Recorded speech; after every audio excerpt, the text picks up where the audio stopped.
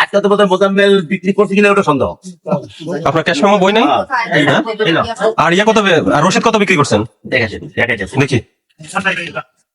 3800 টাকা বিক্রি করছেন, 3800টা রসিদ। আর আমি দেখি একটু দেখি, কালকে আর আজকে অসুবিধা নাই। এই যে কালকে আপনি রসিদ বিক্রি করলেন, এটা রসিদ মিনিকেট 50 কেজি 2 বস্তা, হ্যাঁ 3800 করে বিক্রি করছেন। এই চালটার ক্রয় মূল্য কত? হ্যাঁ ক্যাশ মেমো দেন ক্রয়ের।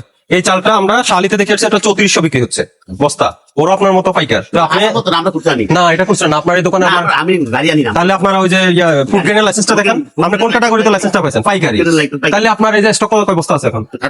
তাহলে আপনাকে আমরা পাইকারি হিসেবে, কারণ আপনার যে স্টক বিক্রি পাইকারি হিসাবে গণ্য না। আমাকে বলেন এখন 3400 টাকা মাত্র আমরা আসলাম শাহালি বাজার থেকে, আপনার মতো ব্যবসায়ী আর আপনার থেকে ছোট ব্যবসায়ী 3400 বিক্রি। তাহলে আপনার শাহালি থেকে মিরপুর 6 নম্বর সেকশন বাজার, এটা এখানে আসি প্রতি বস্তা 400 টাকা ডিফারেন্স হলো কিভাবে? এটা তো আগের কিনা মাল আমার। আগে দেখি আমাকে ক্যাশ মেমো দেন। আমি পাশের দোকানও সেম আপনার মতো অপরাধ পাইছি, এটা করা যাবে না।